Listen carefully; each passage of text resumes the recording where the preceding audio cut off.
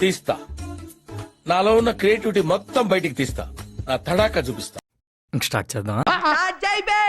వస్తున్నాడు బాయ్, వస్తున్నాడు. It's laughing time. లోపల డాన్స్ చేస్తుంది, లోపల గుండెకాయ కొట్టుకుంటుంది. జగనన్న జగనన్న జనమంతా నీవే,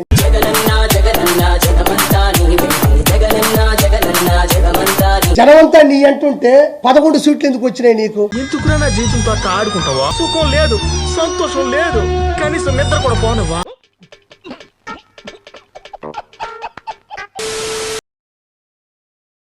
ఈ రోజు జగన్మోహన్ రెడ్డి గారు ఢిల్లీలో ధర్నా చేస్తారా? మీరు ఉన్నదే 11 మంది.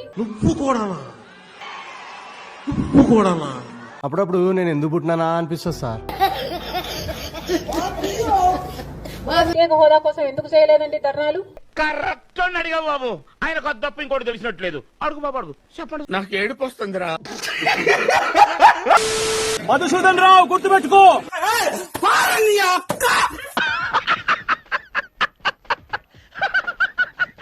ఎల్లకాలం ఇలా మాదిరిగా ఉండదు. ప్రజాస్వామ్యంలో ఉన్నాం మనం. ఏంటి బాబన్నా, ఇంకోసారి ప్రజాస్వామ్యంలో ఉన్నాం మనం. ఈ సినిమాలో పెద్ద కామెడీ డైలాగ్ ఇదే.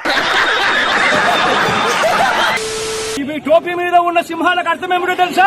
నాకు తెలీదమ్మా. అధికారంలో ఉన్న వాళ్ళకు సెల్యూట్ కొట్టడం కాదు, ప్రజాస్వామ్యాన్ని కాపాడడం కోసం మీరున్నారు. అవునా, నిజమా?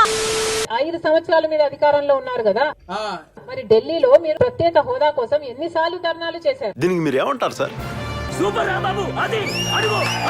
ప్రత్యేక హోదా అసలు ఊసే లేకుండా చేశారు కదా. ఎన్ని ఎన్ని ఎన్ని ఎన్ని ఎన్ని ఎన్ని దారుణాలు సార్. దగ్గర నుంచి ఎమ్మెల్సీ దగ్గర నుంచి ఇలా పేపర్లు గుంజుకొని లాక్కొని మీ ఇష్టం వచ్చినట్టుగా చింపే కార్యక్రమం చేసే అధికారం ఎవరిచ్చారు? వేదవసోది బయటికిరా. అయ్యి టాకే ఇంగ్లీషే. Now I like to question one thing. Today they are in power, tomorrow we could come into power. అది అవదమ్మా. We have never encouraged government property to be vandalized. We have never encouraged killings. ఏంటి బాబన్నా, ఇంకోసారి we have never encouraged killings. అలాంటివి మీరు మాట్లాడితే కామెడీగా ఉంటదన్నా. మీ సొంత చిన్నాన్నను చంపేసినప్పుడు మీరు ఢిల్లీలో ఎందుకు ధర్నా చేయలేదు న్యాయం కోసం?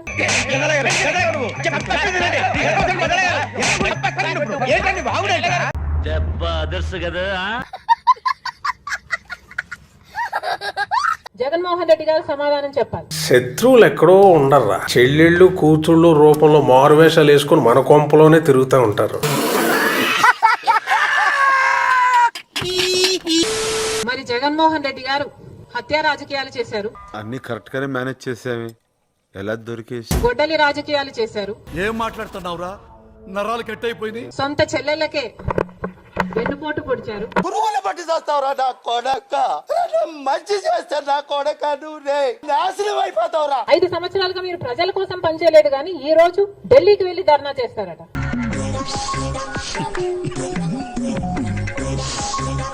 పొట్టోడికి దోలు తీరిపోయింది.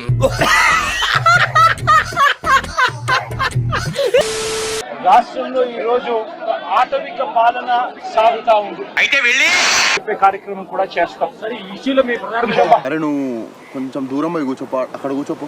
అదేంట్రా అర్థం చెప్పేటప్పుడు నువ్వు స్లో పోతుంది కదా. పెద్ద సమస్య వచ్చి పడింది. ఎంత ఆంధ్రజ్యోతి విలేకరు అయితే మాత్రం మధ్యలో వచ్చి చెప్పడం ధర్మం కాదు కదా. బాగానే ఎక్స్ట్రా చేస్తున్నారా? ఏం చెప్తాను రాట్లేదే. వేసేసాడు, బాగా వేసేసాడు. నేను చంద్రబాబు నాయుడు గారిని ఒకటి అడుగుతా ఉన్నా. చెప్పు, ఏదో ఏదో ఒకటి చెప్పు. ఈ 45 రోజుల పాలనలో ఏకంగా 31 రాజకీయ హత్యలు జరిగాయి. ఏమిట్రా మాట్లాడుతున్నా? దగ్గర అలాంటి ప్రూవ్ ఏమైనా ఉందా? తీసుకొచ్చి చూపించు. అంటే అది రామ్ అమ్మఒడి ఇస్తాను. అది నాకెందుకు చెప్తున్నారు? ఏ టైంలో ఏం మాట్లాడాలో తెలీదా? చెత్తనాయాల. 15,000 నీకు 15,000 నీకు 15,000. ఎందుకు పుడతారో కూడా తెలియదండి మనుషులు. కొంతమంది బేసిక్ సెన్స్ ఉండదు మనుషుల దగ్గర. వైఎస్ఆర్సీపీ ప్రభుత్వం ఉన్నప్పుడు ఏ రోజు కూడా తెలుగుదేశం పార్టీ వాళ్ళని చంపండి, తెలుగుదేశం పార్టీ వాళ్ళని కొట్టండి అని ఏ రోజు ఇన్స్ట్రక్షన్స్ ఇవ్వలేదు. ఇది గుర్తుపెట్టుకో, తర్వాత మాట్లాడుకుందాం. తోట చంద్రయ్య అనే బీసీ వ్యక్తిని జై జై అనందుకు పేక కోసి చంపేశావు.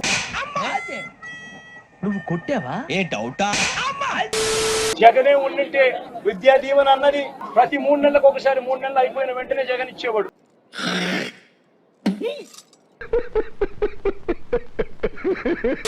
చంద్రబాబు నాయుడు అధికారంలోకి వస్తే 15,000 నీకు 15,000 నీకు, నలుగురున్నారా మీ ఇంట్లో పిల్లలు 60,000. మిమ్మల్ని ఎక్కడో చూసినట్టుందండి. రుకో జరా సబర్ కరో. పిల్లలను బడికి పంపితే తల్లికి 15,000 ఇస్తారు. 2 బిడ్డలను బడికి పంపితే 30,000. ఇప్పుడు ఎక్కడ కొట్టాలరా నిన్ను? కొట్టకుండా పనే మార్గం లేదా?